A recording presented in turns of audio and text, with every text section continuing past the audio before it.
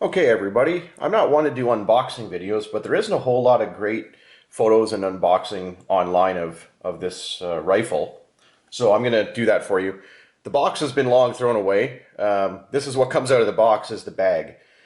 So for those of you that have seen the 1022 Takedown before, the bag was basically useless and horrible to carry. It didn't really fit over your shoulder very well, and when you carried it in your hand, it had two big handles and it was very long. This is much better a bag. It's much more like what you traditionally would see for a rifle bag or a tactical style bag. Ruger even provides a nice morale patch cover right in the front. You can put your own here, or you can use their cool one. Put that on your bag if you want. So once you open up the bag that it comes with, you're going to see a couple things.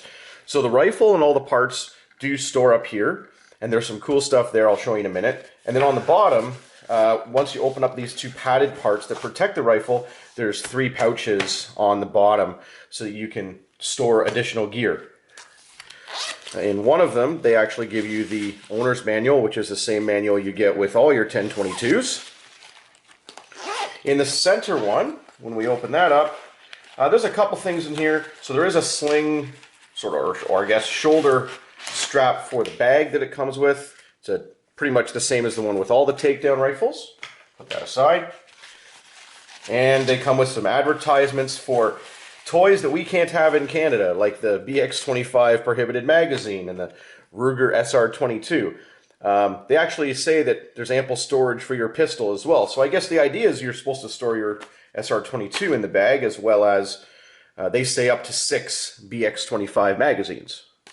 So only a dream here. We'll put those aside. And then as usual, Ruger always does give you a lock. This lock's actually not that bad. I could use this for other things. It does have the nice sort of moldable lock, and it's nice and soft, and it comes with 2 keys. So you do have a lock as well, so that's handy. Put that aside. So you do have nice ample pockets you can use to store all sorts of stuff. So let's move on to the actual rifle itself. So in the bag you have a couple things. So first of all, the actual barrel is on the bottom, rifle up here on the top. Now the one problem with the 1022 Takedown previously was once you put a nice optic on your receiver, you couldn't really put it in the bag, or it didn't fit, or it stuck out. And immediately when I opened this bag, I thought, oh no, I'm going to have the same problem, because as you can see, it sits very close to the top of the bag. Undo the Velcro straps, out comes our receiver. We'll talk about that in just a minute. But what you'll notice is, this is all Velcro in here. And these are all Velcro looped. So you can actually adjust these in the bag and move them around so that they're sitting in just the spot that you want. So you can completely reconfigure this bag.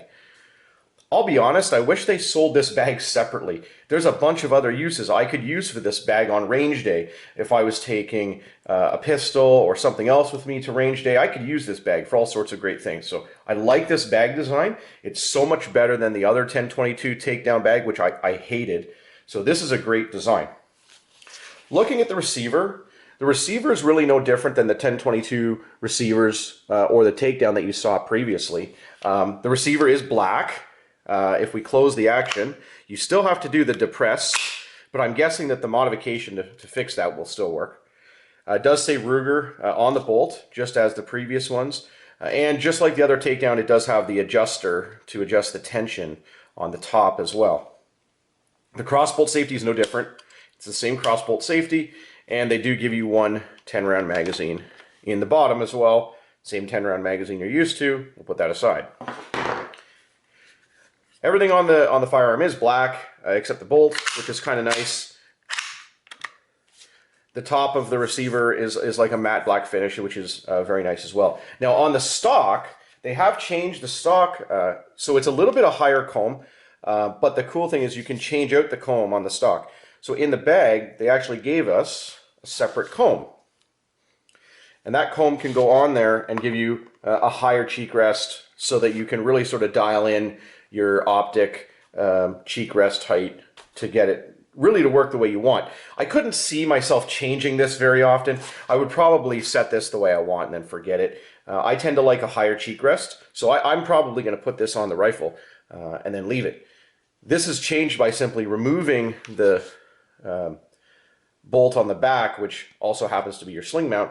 We can take that out and change that in. I'm not sure why you would want to carry that around, but it does come in the bag, and there is a strap there for it.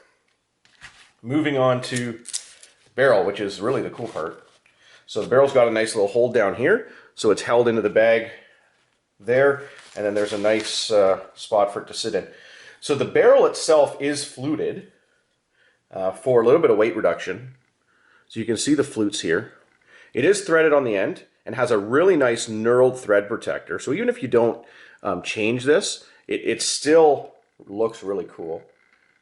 Take that off just so you can see what that looks like. So it is a threaded end. So for the people in the States, you could put a silencer on, probably put a muzzle brake on as well. Might look at doing a muzzle brake on the end of that as well. This is a little bit different. The handguard's a little bit different, and I'd like to do a comparison with another takedown, a regular takedown. I like this one better. It feels better in the hand. It definitely is a little more ample than the other 1022 takedown as well. The same hook is used to release, but it does come with an integrated sling bipod mount on the front, so that's good to go. The previous takedown did not have that. You had to add it to the barrel band. Excuse me. So there's no barrel band on this one. It's all integrated into the front handguard, and there's the bolt there as usual. Weight-wise, this is definitely a lot heavier. It's a .920 barrel, and it's a lot heavier. It is, however, slightly shorter. It's about ½ an inch shorter if you look at the specification on it, which I thought was interesting because on a target model, you would think that you would have actually have a longer barrel, not a shorter one. So it's definitely noticeably shorter in the hand when it's put together. And we'll put it together so you can see what that looks like. But it's basically the same as a regular takedown. You know, we insert the barrel, rotate till it locks, and there it is. And that's basically how it looks when it's all set up. But it does have a very black look. There isn't a whole lot of silver on here. Now, there's a couple negatives that you need to be aware of when you purchase this rifle right off the top. One of the things you're going to notice is there's absolutely no iron sights on this rifle out of the box. They don't give you any sighting, which is interesting, that if I bought this rifle, I couldn't actually shoot it right now with no iron sights. I haven't even tried. It's quite possible. I could just look down the barrel, but I don't think that's going to work. So you do need to purchase something to make it work out of the box from a sight perspective. It does have the 4 screws on the top of the receiver, like all the 1022s do, and they're the standard location, so you can use a standard rail. One other interesting point, there's no rail in this bag.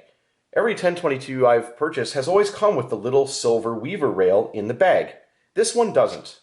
So in my case, I've gone out and I've purchased this, which is just a standard 1022 weaver rail, Picatinny, and I'm just going to install that on the receiver so I can mount my optic. You know, here in Canada, these are about $10. And then you're going to need some kind of an optic. Now, it is a rimfire rifle, so I don't think I'm going to go out and spend big dollars on an optic. And I know some people do, but I'm not going to. So I've purchased this, which is just the Bushnell banner. It's a 3x9x40, but it has a illuminated reticle, which is kind of nice.